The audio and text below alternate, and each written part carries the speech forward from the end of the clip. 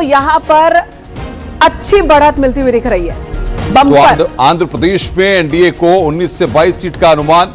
India गठबंधन का खाता खुलता हुआ नहीं दिख रहा है। अंशु अवस्थी जी, क्या कहेंगे आंध्र प्रदेश को लेकर के? आंध्र प्रदेश में तो एक समय स्थितियां काफी बेहतर रहा करती थी, लेकिन इस बार जो एग्जिट पोल की फिगर्स आ रही हैं उसमें तो एनडीए को बम्पर बढ़त मिलती हुई दिख रही है। देखिए अनुपम जी, एग्जिट पोल है आपका, आप किस तरीके से एग्जिट पोल को करते हैं, आपके चैनल का अपना क्या एक थ्योरी है, वो आपका अपना भी वक्तव्य है।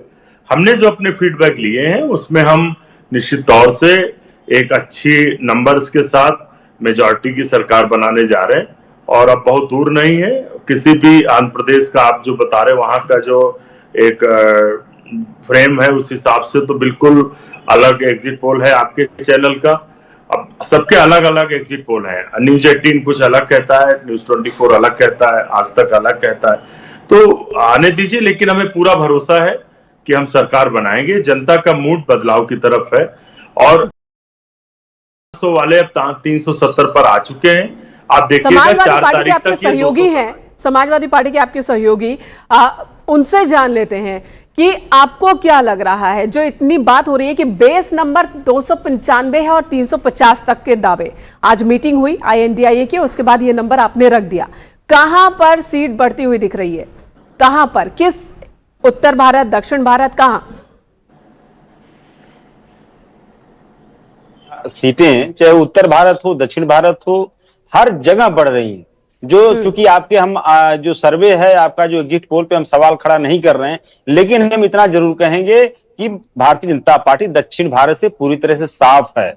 और जो आंध्रा में ऐसा क्या घटनाक्रम हो गया कि अभी साल भर हुआ मुश्किल से सरकार बने हुए कांग्रेस की, क्यों वहां से साफ हो गई कांग्रेस? ऐसा मतलब बड़ा मतलब अनएक्सपेक्टेड टाइप का आंकड़ा जो आ रहा है। ठीक है, मैं फिर कहूंगा एग्जिट पोल को नकार रहे हैं आप। मैं नकार नहीं रहा हूं, लेकिन ऐसा कोई घटनाक्रम नहीं हुआ जिससे जनता के अंदर नाराजगी व्यक्त हुई हो। लेकिन ये पैरामीटर्स नहीं है ना।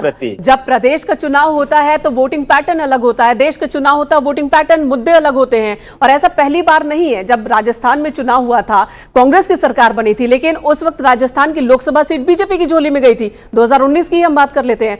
तो ये तो कोई लॉजिक नहीं है जो आप दे रहे हैं कि एक साल पहले आंध्र में चुनाव हुआ और वहां कांग्रेस की सरकार बनी और अब एनडीए को कैसे बढ़त लोकसभा में।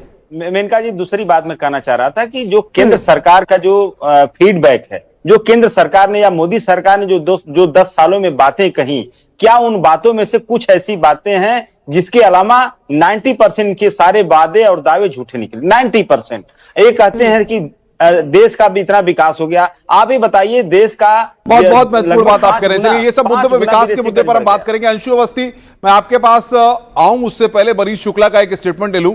मनीष भाई, अंशु जी की बात को आपने सुना होगा। उन्होंने कहा कि जो इंडी गठबंधन के बाकी दल हैं उससे जो जानकारियां निकल करके सामने आई, उसके बाद 295, मुझे जहां तक अभी याद है उन्होंने 295 का एक नंबर दिया, 295 जो नंबर निकल करके सामने आया है।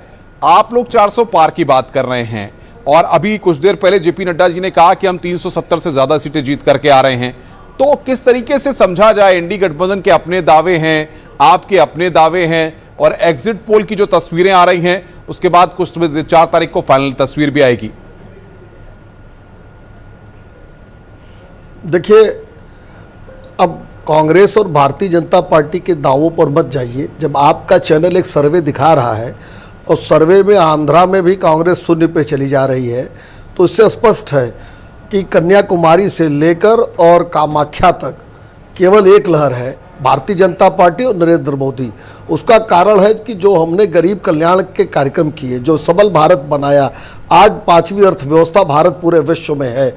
आज जिस तरीके से मोबाइल और मोटर व्हीकल में हम अग्रणी भूमिका में है उसके निर्माण में, तो उसके नाते से आज पूरे भारत में एक आशा का संचार पिछले 10 सालों में हुआ है। और जनता ने आगे आने वाले 50 सालों में भारत की नीति और नीयत क्या होगी उसके आधार पर वोट दिया है भी। और अगर राज्यों में आप बढ़ेंगे तो आपका सर्वे दिखेगा। और इनको बताइए कि लगभग सभी सर्वे मैं देख रहा हूँ बैठ के लगभग इसी के आसपास अंकगणित बता रहे हैं। ठीक है और मनीष जी, आंध्रा में इनको प्रतिभान जी बताइए आपके जो बगल में समाजवादी बैठे पार्टी हैं, के प्रतिभान जी आपके बगल में बैठे प्रवक्ता हैं, जो साउथ के 5 राज्यों की हम बात कर रहे हैं, 131 सीट जिसका एग्जिट पोल एनडीए को 51 से 54 देता दिख रहा है, 64 से 67 इंडिया गठबंधन को और 14 से 17 अदर्स को। यानी कि साउथ के इन 5 स्टेट्स की बात करें तो इंडिया गठबंधन अभी भी वहां आगे है। एनडीए को कुछ फायदा होता दिख रहा है आपको यहां पर?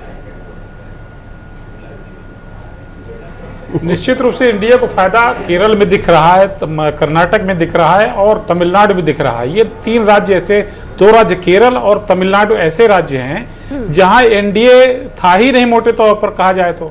भाजपा बिल्कुल नहीं थी, वहां भाजपा कुछ कमाल करती दिख रही है।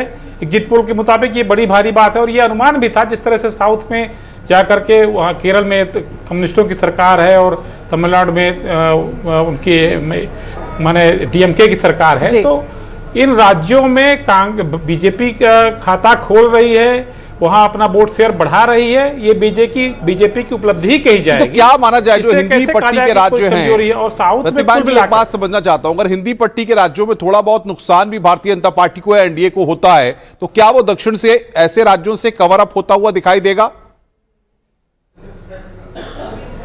निश्चय ही, जब तमिलनाडु और केरल में खाता खुल रहा है, आंध्र प्रदेश का जो सिनेरियो दिख रहा है, कर्नाटक का जो सिनेरियो दिख रहा है, उसको उस एग्जिट पोल के आधार पर यह कहा जा सकता है कि जो अगर उत्तर में कोई कमजोरी दिखती है एनडीए को, तो साउथ से उसकी कवरअप होगी, इसमें कोई दो राय नहीं है। ऐसा दिख रहा है क्योंकि अंशु अवस्थी जी क्या कहेंगे आप, जो दक्षिण जहां पर इंडी गठबंधन